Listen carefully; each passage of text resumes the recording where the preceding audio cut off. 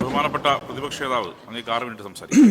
Sir, ഈ അടിയന്തര പ്രമേയത്തിന്റെ ചർച്ചയിലുടനീളം ബഹുമാനപ്പെട്ട ഭരണകക്ഷി അംഗങ്ങൾ വിചിത്രമായ വാദങ്ങളാണ് ഉയർത്തിയത്.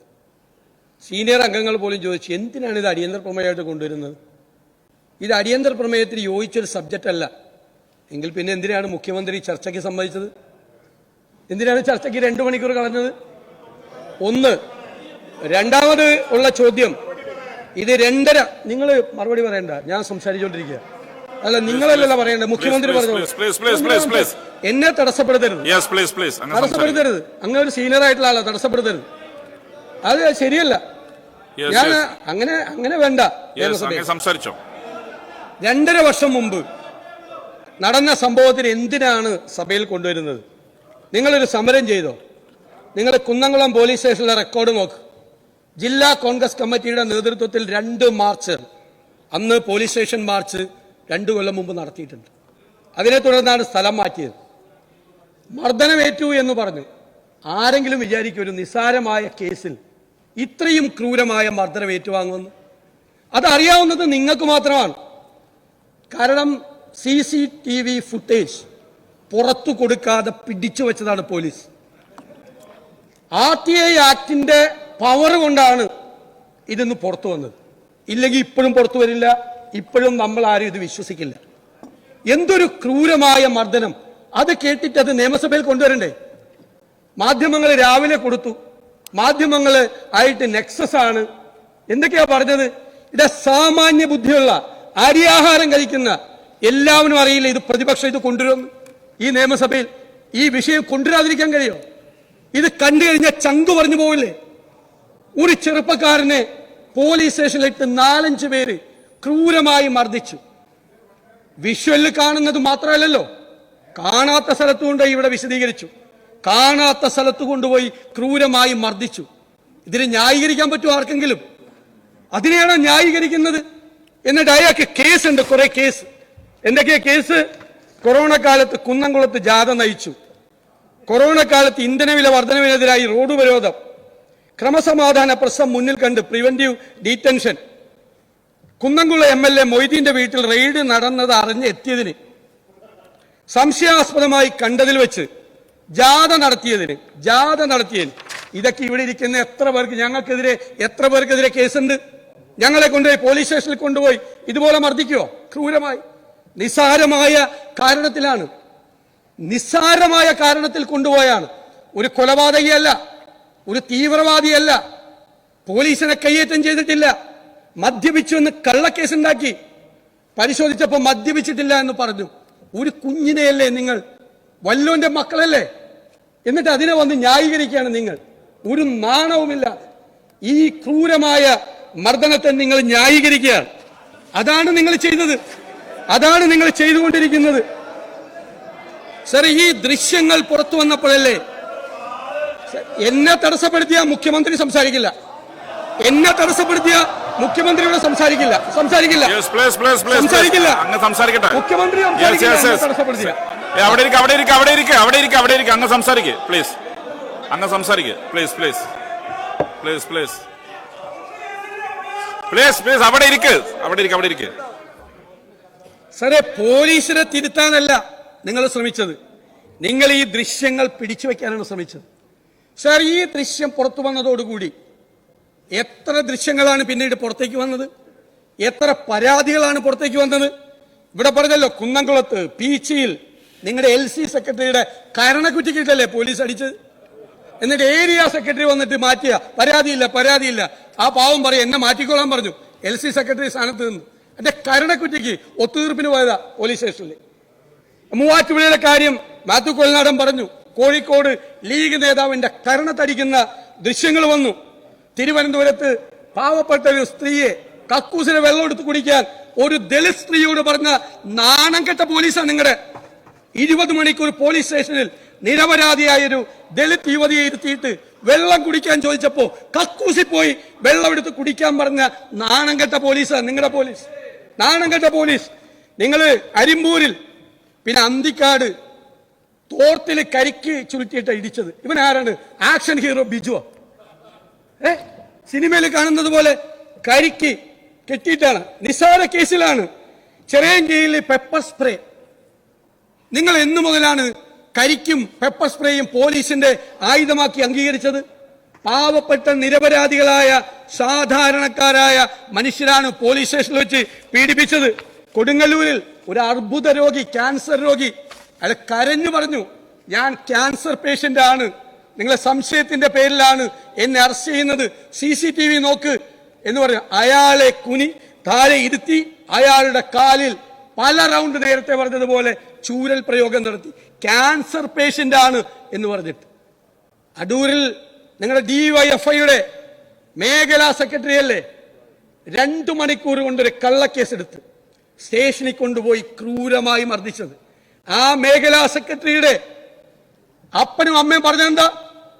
ആ മർദ്ദനത്തെ തുടർന്നാണ്, ക്രൂരമായ മർദ്ദനത്തെ തുടർന്നാണ് രോഗിയായി കിടന്ന അയാൾ മരിച്ചത്. ഒരു അസുഖവും ഇല്ലായിരുന്ന ഒരാൾ. DYFIയുടെ മേഖലാ സെക്രട്ടറിയെ കള്ളക്കേസിൽ കുടുക്കി പോലീസ് സ്റ്റേഷനിൽ കൊണ്ടുപോയി തല്ലിക്കൊന്ന പോലീസിനെയാണ് നിങ്ങൾ ഇവിടെ ന്യായീകരിച്ചത്. DYFI നേതാവിനെ, യൂത്ത് കോൺഗ്രസിന്റെ മണ്ഡലം പ്രസിഡന്റ് മരിച്ചിട്ടൊന്നുമില്ല. നിങ്ങൾക്ക് സ്വർണ്ണമോതിരം ഇടിച്ചാണ്, അവന്റെ കല്യാണമായിരുന്നു ഇന്നലെ, സ്വർണ്ണമോതിരം ഇടിച്ചാണ് പരാതി. എന്നിട്ട് അവനെ DYFI നേതാവിനെ പോലീസ് സ്റ്റേഷനിൽ വെച്ച് തല്ലിക്കൊന്ന ആളുകളാണ് നിങ്ങൾ എല്ലാവരും. ശരി, ഈ പാവപ്പെട്ടവനെ മുഴുവൻ പോലീസ് സ്റ്റേഷനിൽ കൊണ്ടുപോയി ക്രൂരമായി മർദ്ദിക്കുമ്പോ 51 വെട്ടുവെട്ടിക്കൊന്നൊരു മനുഷ്യനുണ്ടല്ലോ, ചന്ദ്രശേഖരൻ, അതിലെ കൊലക്കേസിലെ പ്രതികളില്ലേ, ക്രിമിനലുകൾ. പിന്നീട് പോലീസ് ജയിലിൽ ഇരുന്ന് ഇപ്പോഴും ഷെയ്ഡി ഏർപ്പാടുകൾ ചെയ്യുന്ന ക്രിമിനലുകൾ, അവരെ നിങ്ങളെ പോലീസ് കൊണ്ടുപോയത് 5 സ്റ്റാർ ഹോട്ടലല്ല, മദ്യം വാങ്ങിച്ചു കൊടുത്തു, ഭക്ഷണം മേടിച്ചു കൊടുത്തു, 5 സ്റ്റാർ ഹോട്ടലിൽ കൊണ്ടുപോയി. ക്രിമിനലുകളെയും കൊലപാതകികളെയും സംരക്ഷിക്കുന്ന നിങ്ങളുടെ പോലീസ് പാവപ്പെട്ടവനെ ഈ പോലീസ് സ്റ്റേഷനിൽ വെച്ച് ക്രൂരമായ മർദ്ദനമുറകൾ കൊണ്ട് നിരവധി കേസുകൾ, 100 കണക്കിന് ആളുകളാണ് ഇപ്പൊ CCTV ഫുട്ടേജിന് വേണ്ടി അപേക്ഷിച്ചിരിക്കുന്നത്. പീച്ചിയിലെ ആ ഹോട്ടലിൽ ആ മാനേജരെയും അതിന്റെ ഉടമയുടെ മകനെയും എത്ര ക്രൂരമായിട്ടാണ് മർദ്ദിക്കുന്നത്, എത്ര ക്രൂരമായിട്ടാണ്. എന്ത് കാര്യത്തിനാ? അടിച്ച് പേടിപ്പിച്ചിട്ട് പൈസ മേടിക്കാൻ വേണ്ടിയിട്ടാണ്. അടിച്ച് പേടിപ്പിച്ചിട്ട് പറയാ, പോക്സോ കേസിൽ കൂടി നിന്നെ കൊടുത്തു, അതുകൊണ്ട് 5 ലക്ഷം തന്നേക്കാം. 5 ലക്ഷം തന്നേക്കാൻ പറയാ. നിങ്ങളുടെ പ്രകടന പത്രികയിൽ ഐറ്റം നമ്പർ 835 ഉണ്ട്. എന്താണ്? പോലീസ് ജനങ്ങളോട് മര്യാദയോടെ പെരുമാറുമെന്നും ലോക്കപ്പുകളിൽ മനുഷ്യാവകാശ ധ്വംസനം നടക്കില്ല എന്ന് ഉറപ്പുവരുത്തും. ഇതാണ് നടക്കുന്നത്. ഇതാണ് പോലീസ് സ്റ്റേഷനുകളിൽ മുഴുവൻ നടക്കുന്നത്. ഞാൻ ചോദിക്കട്ടെ, ഞങ്ങൾ അറിഞ്ഞില്ല, നിങ്ങൾ അറിയുമല്ലോ, മുഖ്യമന്ത്രി അങ്ങല്ലേ ആഭ്യന്തര വകുപ്പിന്റെ ചുമതലയുള്ളയാൾ, അങ്ങയുടെ കീഴിൽ ഒരു ഇന്റലിജൻസ് സംവിധാനം ഇല്ലേ, സ്പെഷ്യൽ ബ്രാഞ്ച് ഇല്ലേ? ഈ ക്രൂരമായ ആക്രമണങ്ങൾ നടന്നത് പോലീസിന്റെ മുതിർന്ന ഉദ്യോഗസ്ഥർ അറിയാലോ, അവരുടെ അടുത്ത് പരാതികൾ വന്നിട്ടുണ്ടല്ലോ. ഈ കേസുകളിൽ നിരവധി. ഈ DYFIക്കാരനെ പോലീസ് സ്റ്റേഷനിൽ വെച്ച് തല്ലിക്കൊന്ന കേസ് മുഖ്യമന്ത്രിക്ക് പരാതി കിട്ടിയിട്ടുണ്ടല്ലോ. ഇവിടെ മുഖ്യമന്ത്രിക്ക് പരാതി അയച്ചാന്ന് ചോദിച്ചു. ഇവിടെ DYFIക്കാരനെ സ്റ്റേഷനിലിട്ട് തല്ലിക്കൊന്നിട്ട് നടപടിയെടുക്കാത്ത ഈ മുഖ്യമന്ത്രിയാണോ യൂത്ത് കോൺഗ്രസ് മണ്ഡലം പ്രസിഡന്റിന്റെ പരാതി കൊടുത്താൽ നടപടിയെടുക്കുന്നത്? ആണോ? ലോക്കൽ സെക്രട്ടറിയുടെ കരണത്തടിച്ചിട്ട് നടപടിയെടുക്കാത്ത മുഖ്യമന്ത്രിയുടെ കയ്യിൽ പരാതി ഉണ്ടല്ലോ. നിങ്ങളുടെ സ്പെഷ്യൽ ബ്രാഞ്ച് എന്താണ്? നിങ്ങളുടെ ഇന്റലിജൻസ് സംവിധാനം നിങ്ങളെ ഇതൊന്നും അറിയിക്കുന്നില്ലെങ്കിൽ ആ ഇന്റലിജൻസ് സംവിധാനം പിരിച്ചുവിടരുത്. അല്ലെങ്കിൽ നിങ്ങൾ ഇതെല്ലാം അറിഞ്ഞുകൊണ്ടാണ് നിങ്ങൾ നടപടിയെടുക്കാതിരിക്കുന്നതെങ്കിൽ, ബഹുമാനപ്പെട്ട മുഖ്യമന്ത്രി, ഞാൻ അങ്ങയോട് പറയുന്നു, അങ്ങ് ആഭ്യന്തര വകുപ്പിന്റെ ചുമതല ഒഴിഞ്ഞു പോകണം. ഇത് റഷ്യയിലെ സ്റ്റാലിന്റെ ഗുലാഗുകളെ കുറിച്ച് ഞങ്ങൾ വായിച്ചിട്ടുണ്ട്. രാഷ്ട്രീയ എതിരാളികളെയും ശത്രുക്കളെയും സംശയമുള്ളവരെയും കൊണ്ടുപോയി ഈ ഗുലാഗിൽ കൊണ്ടുപോയി കസ്റ്റോഡിയൽ ടോർച്ചറിന് വിധേയമാക്കിയ നിരവധി കഥകൾ പുറത്തു വന്നിട്ടുണ്ട്. ഇത് സ്റ്റാലിന്റെ റഷ്യയല്ല ബഹുമാനപ്പെട്ട മുഖ്യമന്ത്രി, ഇത് ജനാധിപത്യ കേരളമാണ്. നിങ്ങൾ സ്റ്റാലിൻ ചമയാൻ ശ്രമിച്ചാൽ ഞങ്ങൾ അതിനെ ചോദ്യം ചെയ്യുക തന്നെ ചെയ്യും. നിങ്ങൾ 3-ാം തീയതി ഇത് പുറത്തു വന്നാണ്, 3-ാം തീയതി. അതിനെ തുടർന്ന് നിരവധി വിഷയങ്ങൾ പുറത്തു വന്നു. നിരവധി വിഷയങ്ങൾ എല്ലാ ജില്ലയിൽ നിന്നും വരിക. നിങ്ങളൊരു മറുപടി പറഞ്ഞില്ലല്ലോ. നിങ്ങൾ മുഖ്യമന്ത്രിയല്ലേ, നിങ്ങൾ ആഭ്യന്തര വകുപ്പിന്റെ ചുമതലയുള്ള ആളല്ലേ. നിങ്ങൾ ഇതുവരെ ഒരു മറുപടി പറഞ്ഞോ? കേരളത്തിലെ പൊതുസമൂഹത്തോട്, മാധ്യമങ്ങളോട് നിങ്ങൾ പറയണ്ടേ?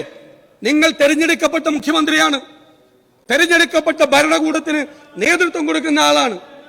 നിങ്ങളുടെ കീഴിലുള്ള പോലീസ് മനുഷ്യ മനസാക്ഷിയെ ഞെട്ടിക്കുന്ന തരത്തിലുള്ള ക്രൂരമായ വൃത്തികേടുകൾ ചെയ്യുമ്പോൾ നിങ്ങൾ എന്തേ മൗനം പാലിച്ചു? നിങ്ങൾ എന്തേ മിണ്ടിയില്ല? നിങ്ങൾ എന്തുകൊണ്ട് പറയാൻ നിങ്ങൾക്ക് ഡിഫൻസ് ഉണ്ടായിരുന്നില്ല? നിങ്ങൾ പറഞ്ഞില്ല. നിങ്ങൾ ഒരക്ഷരം ഇതുവരെ പറഞ്ഞില്ല. കേരളത്തിന്റെ രാഷ്ട്രീയ ചരിത്രത്തിൽ ഏതെങ്കിലും ഒരു ആഭ്യന്തരമന്ത്രി, ഏതെങ്കിലും ഒരു മുഖ്യമന്ത്രി ഇതുപോലെ മിണ്ടാതിരുന്നിട്ടുണ്ടോ? സംസാരിക്കാതിരുന്നിട്ട് എത്ര ദിവസമായി? ഞാൻ തന്നെ അങ്ങയോട് പറഞ്ഞു നിരവധി വിഷയം. നിങ്ങളുടെ പോലീസ് എങ്ങോട്ട് പോകുന്നു? എന്താ പറ്റിയത്? പോലീസ്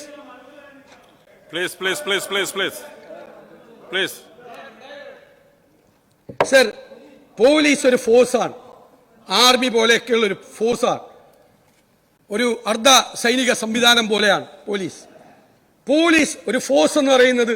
അതിനൊരു ഹൈറാർക്കി ഉണ്ട് സാർ. ആ ഹൈറാർക്കി കേരളത്തിലെ പോലീസിൽ പ്രവർത്തിക്കുന്നുണ്ടോ? നിങ്ങളുടെ രാഷ്ട്രീയ ഇടപെടലുകൾ, നിങ്ങളുടെ ഉപജാപക സംഘത്തിന്റെ ഇടപെടലുകൾ, ഈ DGP പറഞ്ഞാൽ SP കേൾക്കുവോ? കാരണം SP വെച്ചിരിക്കുന്ന വേറെ ആളാ. SP പറഞ്ഞാൽ SHO കേൾക്കുവാ? SHOക്ക് കമ്മിറ്റ്മെന്റ്, അക്കൗണ്ടബിലിറ്റി വേറെ ആളുകളോടാണ്. നിങ്ങൾ ഈ 9 വർഷക്കാലം കൊണ്ട് പോലീസിന്റെ ഹൈറാർക്കി നിങ്ങൾ തകർത്ത് തരിപ്പണമാക്കി. ഇത് സ്കോട്ട്ലൻഡ് യാർഡിനെ വെല്ലുന്ന പോലീസായിരുന്നു ഒരു കാലത്ത്. നല്ല മിടുമിടുക്കന്മാരായിട്ടുള്ള പോലീസ് ഉദ്യോഗസ്ഥന്മാർ ഇപ്പോഴും ഉണ്ട് സർവീസിൽ. അവർക്ക് വല്ല കാര്യമുണ്ടോ? ഏറാൻ മൂളികൾക്ക് പ്രോത്സാഹനം കൊടുത്ത് എന്ത് വൃത്തികേട് ചെയ്യുന്നവനെയും കൊടപിടിച്ച് സംരക്ഷിക്കുകയാണ് നിങ്ങൾ പൊളിറ്റിക്കൽ പ്രൊട്ടക്ഷൻ കൊടുക്കുകയാണ്. ഞാൻ എന്റെ വീട്ടിലേക്ക് 30 പേർ മാർച്ച് ചെയ്തു കഴിഞ്ഞ ദിവസം. എന്റെ പറവൂരിലെ വീട്ടിലേക്ക് 30 പേർ, 15 പേർ പാർട്ടിക്കാർ, 15 പേർ ക്രിമിനലുകൾ. സർ, പോലീസ് നോക്കിയിരിക്കുകയാണ്. പോലീസ് നോക്കി നിൽക്കുമ്പോൾ എന്റെ വീടിന് മുന്നിൽ വെച്ചിരിക്കുന്ന ബോർഡ് അടിച്ചു തകർത്തു. എന്റെ വീട്ടിലേക്ക് കയറി എന്നെ കാണാൻ വേണ്ടി അവിടെ ഓഫീസിൽ ആവശ്യത്തിന് വന്നിരുന്ന ഒരു ചെറുപ്പക്കാരന്റെ കരണത്തടിച്ചു. സർ, പ്രതിപക്ഷ നേതാവ് സ്ഥാനത്തിരിക്കുന്ന ഒരാളാണ് ഞാൻ. സാർ, അങ്ങേക്ക് പകരം അങ്ങയുടെ കസേരയിൽ ഒരു കോൺഗ്രസ് മുഖ്യമന്ത്രിയാണ് ഇരുന്നതെങ്കിൽ പ്രതിപക്ഷ നേതാവിന്റെ വീട്ടിലേക്ക് കടന്നു ചെന്ന അതിന് പോലീസ് നോക്കി നിൽക്കുമ്പോൾ ആ പോലീസ് ഉദ്യോഗസ്ഥന്മാർക്കെതിരെ നടപടിയെടുക്കുമോ? സർ, ഞങ്ങൾ ജനപ്രതിനിധികളല്ലേ? കഴിഞ്ഞ ദിവസം 15 പേർ ടി സിദ്ദിഖിന്റെ ഓഫീസിലേക്ക് മാർച്ച് ചെയ്തു. എന്നിട്ട് പോലീസ് വന്ന് പറഞ്ഞു MLAയുടെ ഓഫീസ് അടക്കണം. ഞാൻ SP-യോട് ചോദിച്ചു, നിങ്ങളുടെ SP ഓഫീസിലേക്ക് ഞങ്ങൾ മാർച്ച് ചെയ്യാം, DGP ഓഫീസിലേക്ക് ഞങ്ങൾ മാർച്ച് ചെയ്യാം, നിങ്ങൾ ഓഫീസ് അടയ്ക്കുക. ഞങ്ങൾ മാർച്ച് ചെയ്യുമ്പോൾ MLAയോട് 15 പേര് മാർച്ച് ചെയ്തപ്പോൾ MLAയോട് പോലീസിന്റെ അഡ്വൈസർ അടച്ചിടണം. എന്റെ വീട്ടിലേക്ക് മാർച്ച് ചെയ്യുമ്പോൾ ഞാൻ വീടടച്ച് അകത്ത് കയറിയിരിക്കണോ, അല്ലെ നാട് വിട്ടു പോകണോ? നിങ്ങളുടെ പോലീസിന് എന്താ പണി? നിങ്ങളുടെ പോലീസാണ് ഈ വൃത്തികേടുകൾക്ക് മുഴുവൻ കൂട്ടു നിൽക്കുന്നത്. അവർക്ക് പേടിയാണ്. അവർക്ക് അവിടെ ഏരിയ സെക്രട്ടറിയെ പേടിയാണ്, ജില്ലാ സെക്രട്ടറിയെ പേടിയാണ്. പ്രതിപക്ഷ നേതാവിന്റെയോ MLAയുടെയോ വീട്ടിലേക്ക് എരിച്ചു കയറി വരുന്നവനെ തടുത്തു നിർത്തി പോകരുത് എന്ന് പറഞ്ഞാൽ അവൻ ചിലപ്പോൾ ആ സ്ഥാനത്ത് ആ SHO ഉണ്ടാവില്ല. ഏരിയ സെക്രട്ടറിയോ ജില്ലാ സെക്രട്ടറിയോ അവന്റെ തല തെറിപ്പിക്കും. പേടി കൊണ്ടാണ്. അല്ലാതെ MLAയുടെയോ പ്രതിപക്ഷ നേതാവിന്റെയോ വീടിന് സംരക്ഷണം കൊടുക്കണ്ട എന്ന് വിചാരിച്ചിട്ടോ അതിന് കഴിവില്ലാത്തത് കൊണ്ടോ അല്ല, പേടിച്ചിട്ടാണ്. എങ്ങോട്ടാണ് ട്രാൻസ്ഫർ, ഏത് സ്ഥലത്തേക്കാണ് പോകേണ്ടത് എന്നറിയില്ല. നിങ്ങളുടെ പോലീസ് ജീപ്പിന്റെ മുകളിൽ കയറി നിന്ന് പ്രസംഗിച്ചല്ലോ SFI നേതാവ്. പോലീസ് ജീപ്പ് അറസ്റ്റ് ചെയ്തുകൊണ്ടുപോയ ആളെ ഏരിയ സെക്രട്ടറി ഇറക്കിക്കൊണ്ടുപോയല്ലോ ചാലക്കുടി. എന്നിട്ട് നടപടിയെടുത്തോ? അയാളൊക്കെ ഇപ്പോഴും ആ സ്ഥാനത്ത് തുടരുകയാണ്. ആ ഉദ്യോഗസ്ഥനാണ് മാറ്റിയത്. നിങ്ങൾ ഈ പോലീസിൽ രാഷ്ട്രീയം കുത്തിക്കയറ്റി പഴയ കാലത്ത് സെൽ ഭരണം ഉണ്ടായതിന്റെ ഓർമ്മകളിലേക്ക് നിങ്ങൾ കേരളത്തെ കൊണ്ടുപോവുകയാണ്. ഞങ്ങൾ വീണ്ടും ആവർത്തിക്കുന്നു, ഇപ്പോൾ പുറത്തു വന്ന കേസുകളിൽ ഉത്തരവാദികളായ ആളുകളെ, കുന്നംകുളം കേസിൽ ആ ഉത്തരവാദികളായ ഉദ്യോഗസ്ഥന്മാരെ സർവീസിൽ വെച്ചുകൊണ്ടിരിക്കുന്നു. ഒരു കുഞ്ഞിനോട് ഇത്രയും ക്രൂരമായി ചെയ്ത അവരെ സർവീസിൽ വെച്ചുകൊണ്ടിരിക്കരുത്.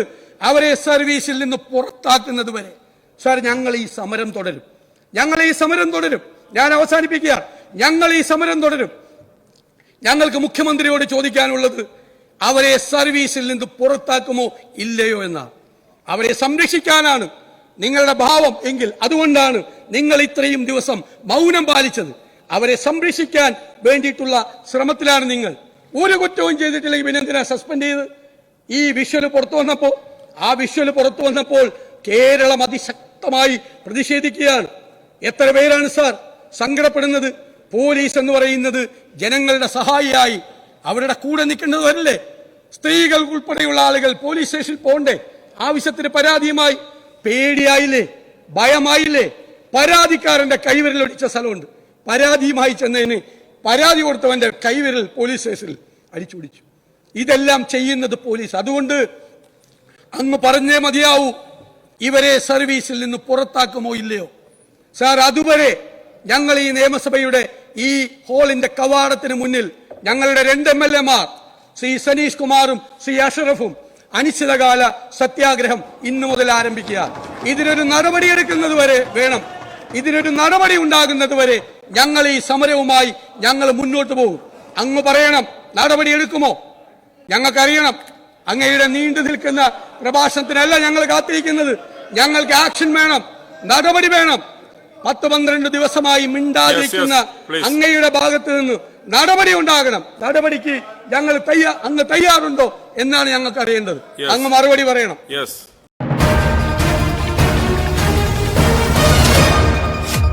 MC ന്യൂസ്, കനേഡിയൻ മലയാളികളുടെ വാർത്താജാലകം.